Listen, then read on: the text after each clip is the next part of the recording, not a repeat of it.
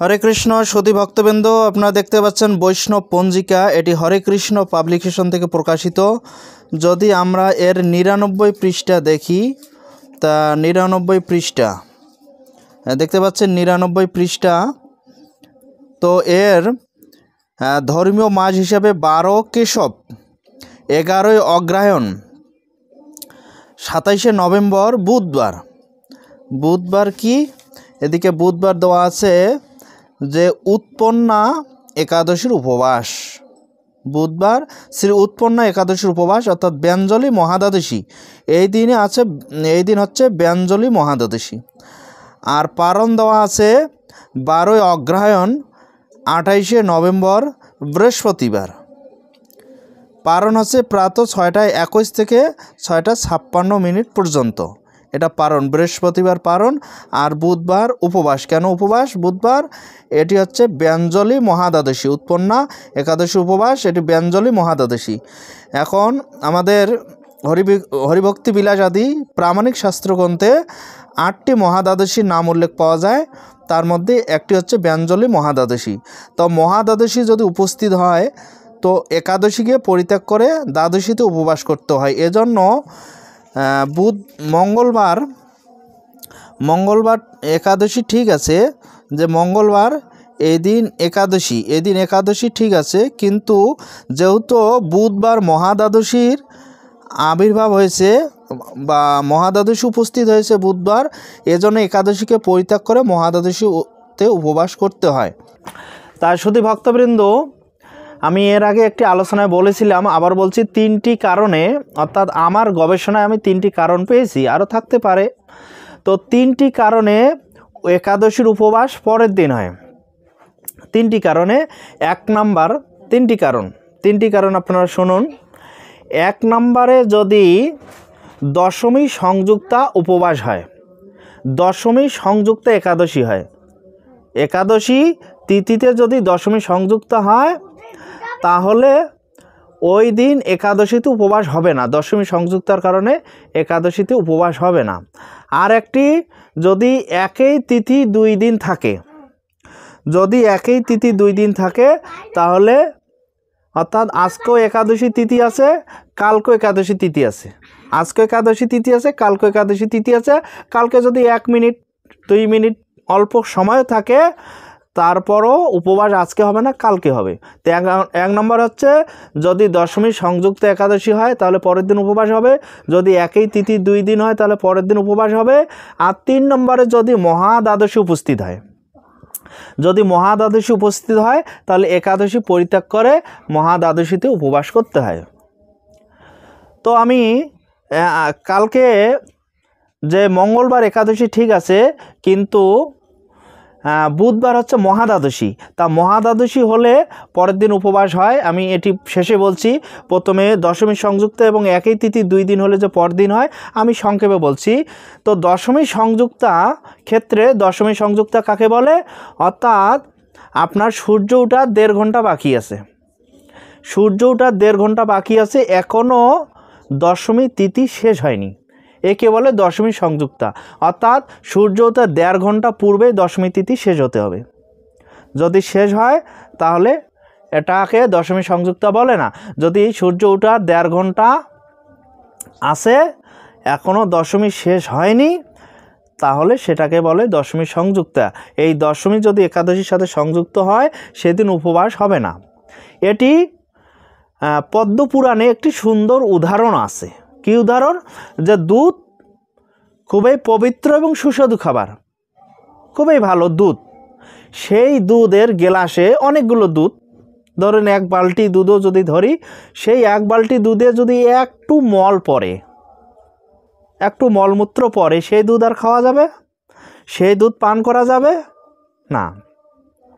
তো সেরকম একাদশী খুবই ভালো, একাদশী খুবই পুণ্যময় একটি তিথি, খুবই ভালো তিথি। কিন্তু সেই একাদশী তিথিতে যদি দশমী এসে সংযুক্ত হয়ে যায়, দশমী তিথি এসে স্পর্শ হয় সূর্যোদয় 1.5 ঘন্টা পূর্বেই, 1.5 ঘন্টার মধ্যে, তাহলে এটাকে বলে দশমী সংযুক্তা। এই দিনে আর উপবাস করা যাবে না, এটা শাস্ত্র বলছে। এটি কোথায় কোথায় রয়েছে? এটি গরুর পুরাণে বর্ণনা রয়েছে অসংখ্য। এটি পদ্ম পুরাণে অসংখ্য বর্ণনা রয়েছে, এটি বৃহৎ নারদীয় পুরাণে রয়েছে, এটি ব্রহ্মবৈবর্ত পুরাণে রয়েছে, আরও অনেক পুরাণাদি শাস্ত্রে রয়েছে। এই কথাগুলো যে দশমী সংযুক্ত হলে একাদশী উপবাস করা যাবে না। আর পদ্ম পুরাণে উদাহরণ দেওয়া আছে যে দুধে যদি এক টুকরা এক ফোঁটা মল পড়ে সেই দুধ যেমন গ্রহণ করা যায় না, সেরকম একাদশীতে যদি দশমী সংযুক্ত হয় তাহলে গ্রহণ করা যায় না। তাহলে আপনারা বুঝতে পারলেন, যদি কোনো একাদশী তিথি দশমীর সাথে সংযুক্ত হয় তাহলে সেই একাদশী ব্রত করা যায় না। 2 নম্বর হচ্ছে যদি একই তিথি 2 দিন থাকে, আজকে একাদশী তিথি আছে, তিথি যেতে যেতে কালকেও একাদশীর তিথি আছে, এখনও সারেনি, তাহলে এই একই তিথি যদি 2 দিন থাকে, পূর্ব দিন উপবাস হয় না, উপবাস হয় পরের দিন। ধরুন কালকে 1 মিনিট বা 5 মিনিট একাদশী তিথি আছে, তারপরও উপবাস আজকে হবে না, কালকে হবে। এটি শাস্ত্রের সূত্র। এই সূত্র কোথায় কোথায় রয়েছে? এটি বৃহৎ নারদীয় পুরাণ এবং সৌর পুরাণে এই সূত্র দেওয়া আছে। বৃহৎ নারদীয় পুরাণ এবং সৌর পুরাণে সূত্র দেওয়া আছে, যদি একই তিথি 2 দিন থাকে, পূর্বের তিথিতে উপবাস হবে না, পরের তিথিতে উপবাস হবে। তা আমরা একটা জানলাম দশমী সংযুক্তা, একটা জানলাম একই তিথি 2 দিন, আর একটা মহাদ্বাদশী। এই মহাদ্বাদশী সম্বন্ধে আমি একটু বিস্তারিত বলছি যে আগামী যে বুধবার, এই 27 নভেম্বর বুধবার, এটিতে মহাদ্বাদশী উপস্থিত আছে, ব্যঞ্জলি মহাদ্বাদশী। এজন্য মঙ্গলবার একাদশী ঠিক আছে, কিন্তু একাদশী থাকলেও এই একাদশীতে উপবাস হবে না। উপবাস না হয়ে এটি পরের দিন, একাদশীতে উপবাস না হয় পরের দিন হচ্ছে। এটি আমি একটা সুন্দর উদাহরণ দিচ্ছি। ধরুন আপনি কোনো উপজেলা অফিসে চাকরি করেন, সেই উপজেলার যে কর্মকর্তা, সেই অফিসে একটি মেন চেয়ার থাকে, সেখানে উপজেলার কর্মকর্তা সেখানে বসে, আপনারাও সেখানে বসতে দেন, বসতে বলেন। মেন চেয়ারে উপজেলা অফিসার বসেন, প্রতিনিয়ত বসেন। তো মাঝে মাঝে জেলা অফিসার ভিজিট করতে আসে, তা কোনো একদিন ডিস্ট্রিক্ট অফিসার ভিজিট করতে এসেছেন, ডিসি মহোদয়। তো সেই দিন বলেন তো মেন চেয়ারে কাকে বসাবেন, সেই উপজেলা অফিসার না ডিস্ট্রিক্ট অফিসার? আপনারা কমেন্টে জানাবেন। তো আমি নিজেই দেখেছিলাম, আমি প্রায় 4 বছর প্রাণী সম্পদ অফিসে ছিলাম, আমি নিজেই সেটি দেখেছিলাম যে আমরা উপজেলা কর্মকর্তা প্রতিনিয়ত সেই মেন চেয়ারে বসে, যেই দিন ডিস্ট্রিক্ট কর্মকর্তা আসেন সেই দিন মেন চেয়ারে ডিস্ট্রিক্ট কর্মকর্তা বসেন, আর উপজেলা কর্মকর্তা তিনি পাশের চেয়ারে বসেন। তাই সেরকম একাদশী উপবাস আমরা নিয়মিত করব, একাদশী তিথিতে উপবাস করব। কিন্তু কোনো দিন যদি মহাদ্বাদশী এসে উপস্থিত হয়, মহাদ্বাদশী অর্থাৎ বস মহাদ্বাদশী, হরিভক্তি বিলাস প্রামাণিক শাস্ত্র গ্রন্থে 8টি মহাদ্বাদশীর নাম উল্লেখ রয়েছে, জয়া বিজয়া, তার মধ্যে এটি হচ্ছে ব্যঞ্জলি মহাদ্বাদশী।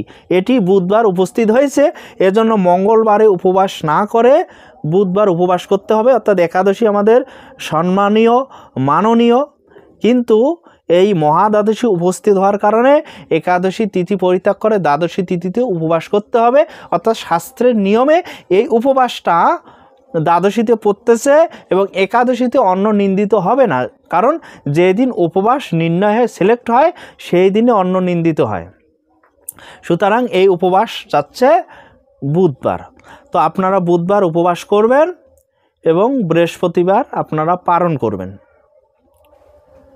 তো পারণের টাইম দেওয়া আছে 12ই কেশব 11 অগ্রহায়ণ 27 নভেম্বর বুধবার, এটি শ্রী উৎপন্না একাদশীর উপবাস, ব্যঞ্জলি মহাদ্বাদশী, এবং পারণ হচ্ছে 12ই অগ্রহায়ণ 28 নভেম্বর বৃহস্পতিবার পারণের টাইম দেওয়া আছে, খুবই সংক্ষেপ টাইম দেওয়া আছে, যে প্রাতঃ 6:21 থেকে 6:56 পর্যন্ত, 6:21 থেকে 6:56, অল্প সময়ের মধ্যে পারণ দেওয়া আছে। বৃহস্পতিবার 6:21 থেকে 6:56 মধ্যে পালন করতে হবে। তো শুধু ভক্তবৃন্দ, বিভ্রান্ত হওয়ার কিচ্ছু নেই।